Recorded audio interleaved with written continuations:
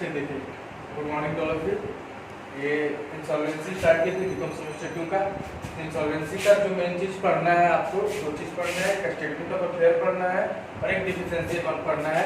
जो कल आपको बताया था इसी स्टेटमेंट ऑफ अफेयर में यूज होने वाला चीज़ था, इसलिए वो बता दी थी पहले ताकि स्टेटमेंट ऑफ अफेयर बनाने में दिक्कत ना हो। मेन यही पढ़ना, स्टेटमेंट ऑफ अफेयर और डिफिशिएंसी अकाउंट। अब क्या हुआ कि अगर कोई व्यक्ति इंसॉल्वेंट हो रहा है तो उसके पास दो चीज़ है, एक है लायबिलिटीज जिसको हम लोग क्रेडिटर्स के नाम से जान रहे थे अभी तक, ठीक है, और दूसरा है उसके पास एसेट्स।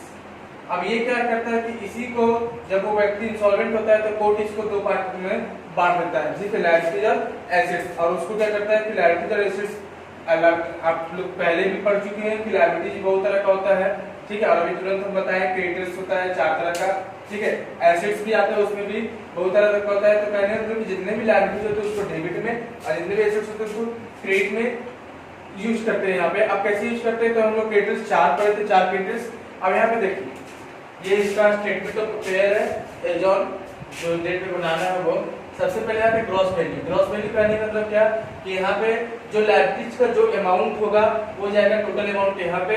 और जैसे मान लीजिए कोई क्रेडिटर्स क्लेम किया होगा 1000 रुपया, क्रेडिटर्स क्लेम किया 1000 रुपया, तो ग्रॉस लायबिलिटीज 1000 रुपया के लिए क्लेम किया है तो जरूरी थोड़ी कि उसका 1000 रुपया सच में 1000 रुपया आ जाए। अगर 1000 रुपया आ गया तो ये 1000 रुपया यहाँ पे गुण दिएगा, मान लीजिए 900 रुपया, इसको बोलते हैं एक्सपेक्टेड रिटर्न, ठीक है।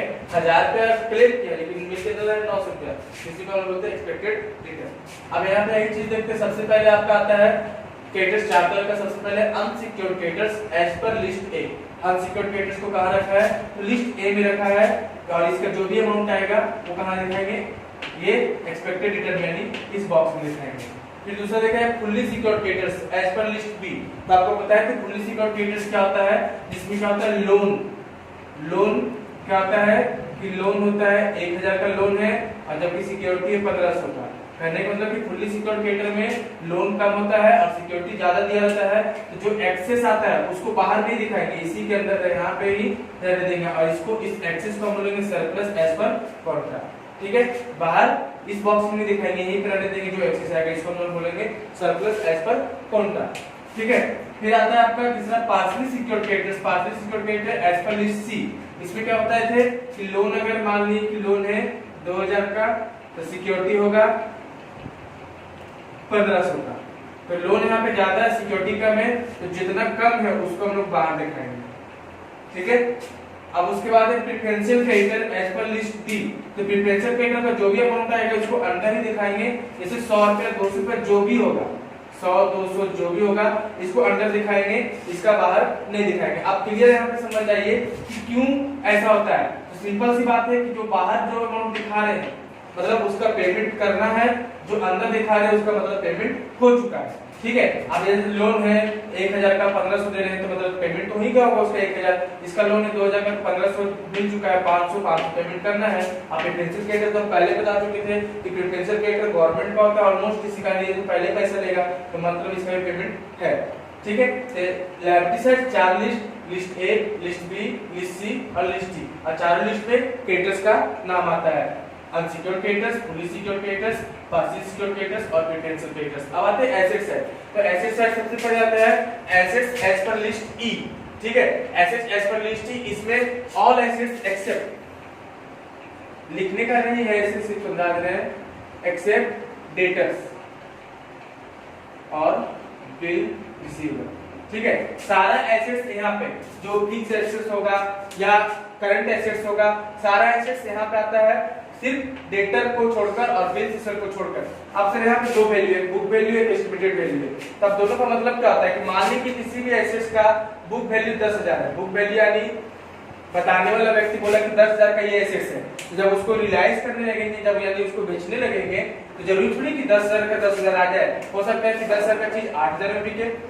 तो जितना एसेट्स का दाम होता है उसको बुक वैल्यू करते हैं और जितना एस्टिमेटेड वैल्यू होता है यानी जितना रिलायड होता है उसको एस्टिमेटेड वैल्यू करते हैं। तो जितना भी एसेट्स होगा except debtor of all, except debtor और बिल रिसीवेबल छोड़ के, ठीक है।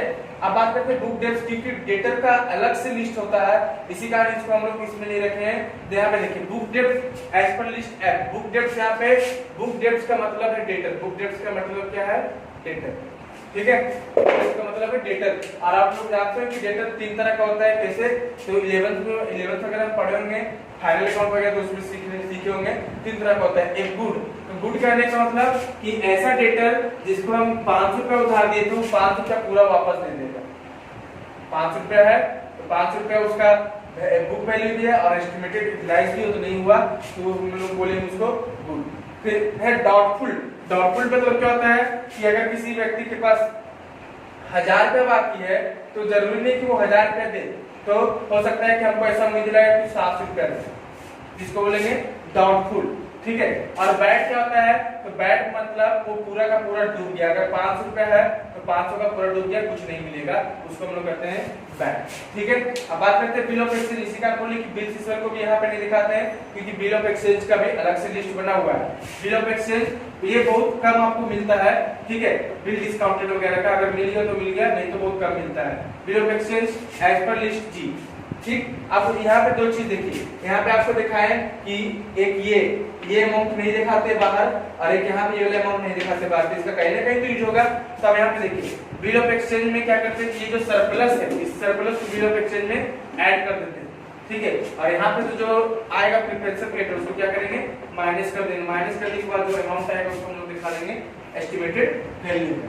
इसके बाद बैलेंस करेंगे दोनों को। तो बैलेंस करने के बाद हम लोग कहां तक हो गया, ए मिल गया, बी मिल गया, सी मिल गया, डी मिल गया, ई मिल गया, एफ मिल गया, जी मिल गया। अब बच गया एच। 8 लिस्ट होता है, एच बच गया। अब बैलेंस करेंगे। अब बैलेंस करने के बाद मान लीजिए कि ये वाला इस बॉक्स को नहीं जोड़ते हैं, इस बॉक्स को जोड़ते हैं। ध्यान से रखिएगा कि एस्टिमेटेड वैल्यू वाला बॉक्स को टोटल करते हैं और इस बॉक्स के से मैच करते हैं। कहने मतलब कि दोनों में से जो ज्यादा होगा, बैलेंस शीट वगैरह पढ़े होंगे, तो दोनों में से जो ज्यादा होगा दोनों साइड लिख देंगे। मान लीजिए कि इधर आपका जो भी है 10,000 आया, मान लेते हैं। ठीक है, मान लीजिए कि 10,000 आया, तो यहाँ पे माइनस करने के बाद जो बचेगा 2,000, या इधर मान लीजिए टोटल 8,000, तो बैलेंस करने के बाद 2,000 बचा। ठीक है, ये जो 2,000 बचा उसके लिए क्या हो जाएगा, सरप्लस एज पर कॉन्ट्रैक्ट। ठीक है, अब कभी कभी ये जरूरी नहीं कि हमेशा नहीं आएगा।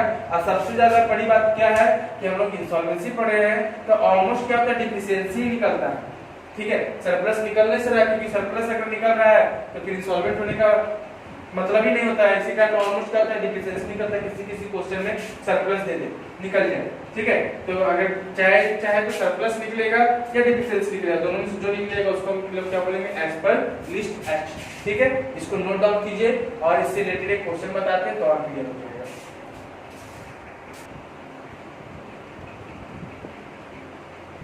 चलिए देखिए, हम क्वेश्चन का फोटो वहां पे दिखा दिए। क्वेश्चन स्टॉप करके देख लीजिएगा, स्क्रीनशॉट ले लीजिएगा।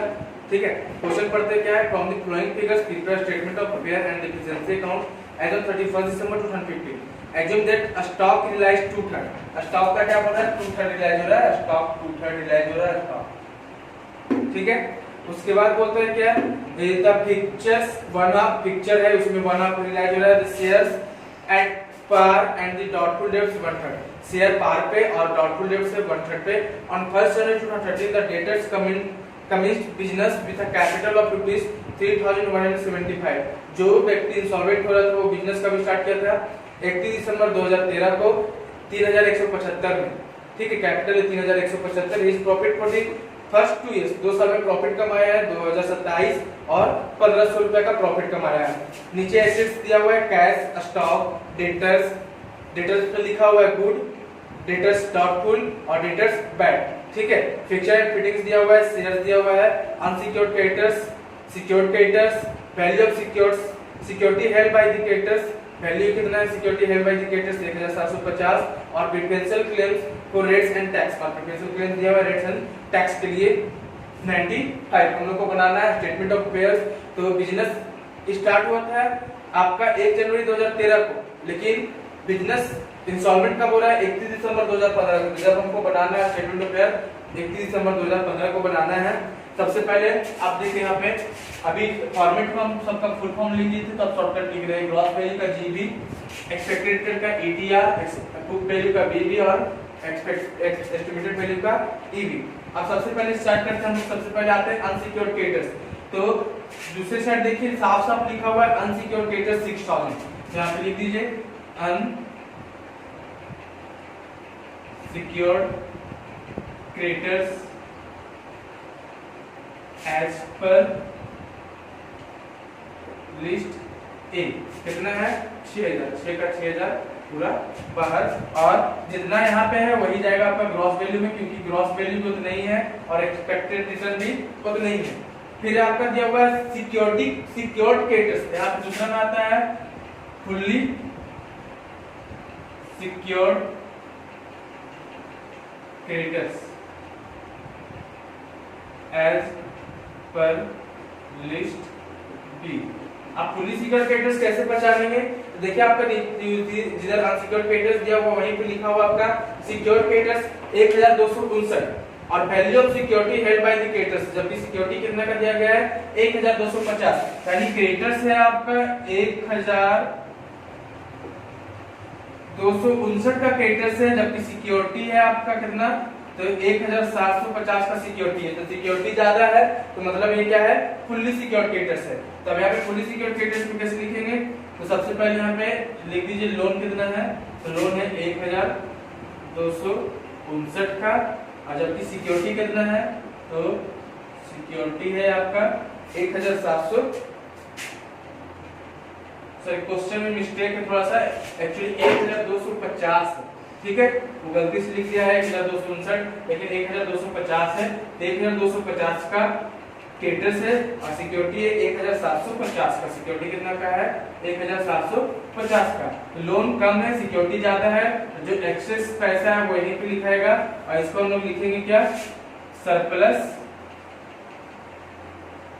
एज पर कॉन्ट्रैक्ट, ठीक है। इसका ग्रॉस वैल्यू कितना था, तो ग्रॉस वैल्यू इसका 1250 है, ग्रॉस वैल्यू 1250। इसके बाद आता है partly secured creditor, partly secured creditors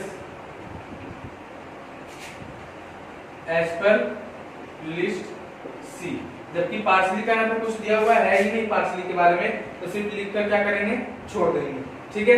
उसके बाद आपका है प्रिफरेंशियल, फिर क्या है, preferential creditors as per list D. अब देखिए प्रिफरेंशियल क्रेडिटर्स के नाम पे क्या दिया हुआ है, तो rates and taxes, rates and taxes government का है, यहाँ पे लिख दीजिए रेट्स एंड टैक्सेस 95, और यहाँ पे भी 95। अब आपको हम पहले बता दिए कि प्रिफरेंशियल क्रेडिटर को अंदर ही दिखाते हैं, बाहर वाले बॉक्स में नहीं दिखाते। ये हो गया आपका लायबिलिटी साइड का चार्ट लिस्ट। अब बात करते हैं एसेट साइड का, तो एसेट साइड आ गई, तो सबसे पहले एसेट्स एज पर लिस्ट ई, ठीक है।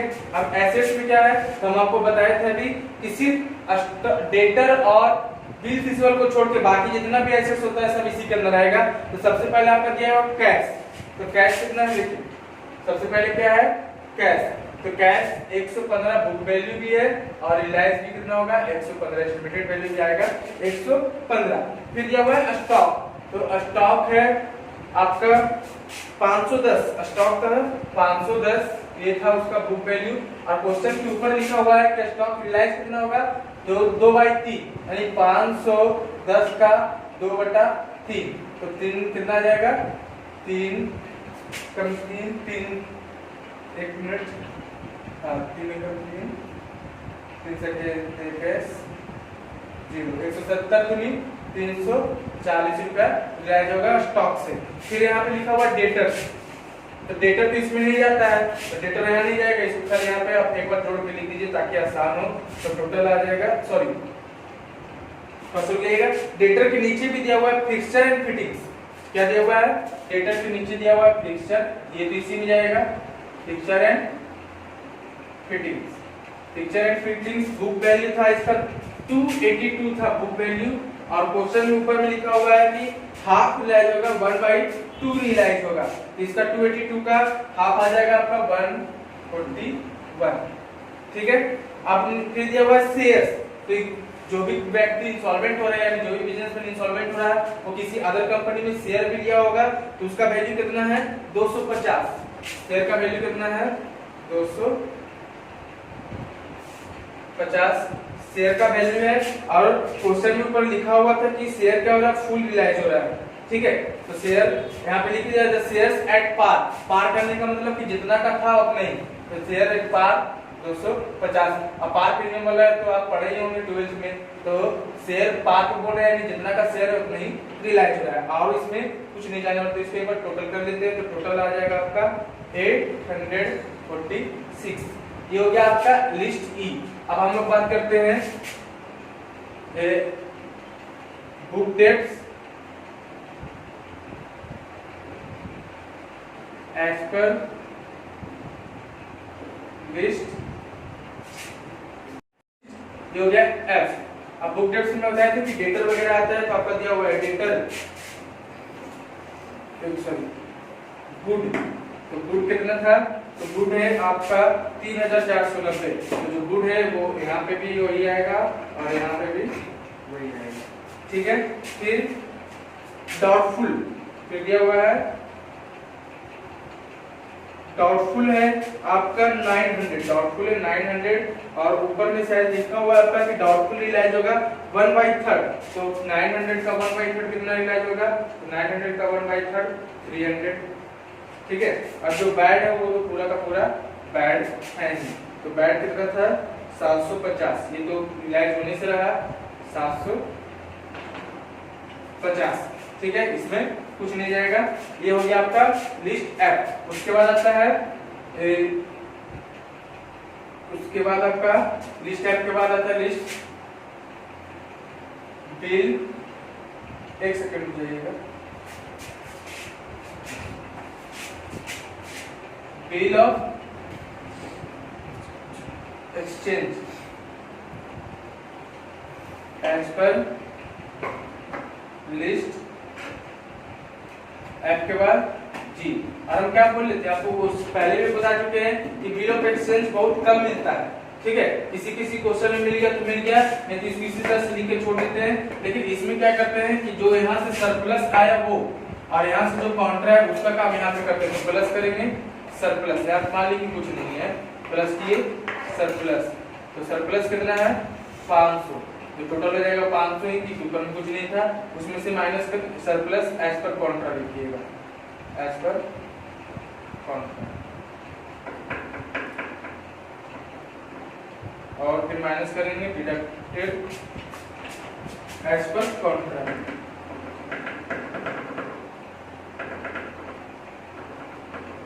कितना डिडक्ट करना है, जितना प्रेफरेंशियल क्रेडिट से कितना है 95 माइनस करेंगे तो आ जाएगा 405, ठीक है। अब देखते हैं बैलेंस करके कितना ज्यादा है, तो इधर आपका है 6000, इधर देखते हैं 34 8 42 3 45 और 4 49, यानी 6000 ज्यादा है, लाइट साइड ज्यादा है, तो इधर ही वाला अमाउंट ध्यान से समझिएगा, 6000 यही अमाउंट यहाँ पे भी और यही अमाउंट यहाँ पे भी। अब इस 6000 में ये सबको ये टोटल जोड़ के जो किए हैं 846 349 0 300 और 405 को माइनस कर देंगे, तो आपका आएगा डिफिशिएंसी, क्या आएगा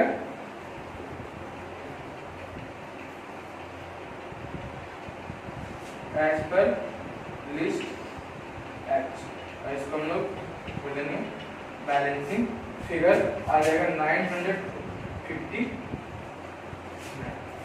ठीक है। फिर से एक बार रिपीट कर देते हैं, अनसिक्योर्ड क्रेडिटर्स चारों क्रेडिटर्स इधर दिखा दिए, अनसिक्योर्ड क्रेडिटर्स लिखा है क्वेश्चन में 6000 है, फुली सिक्योर्ड क्रेडिटर्स बोलते हैं कि लोन है 1250 का और उस पे सिक्योरिटी है 1750 का, तो 500 सरप्लस आ गया। पार्शली दिया हुआ है नहीं, जरूरी नहीं कि हर बार दिया हुआ है, और प्रेफरेंशियल क्रेडिटर में दिया हुआ था टैक्स 95 दिखा दिए।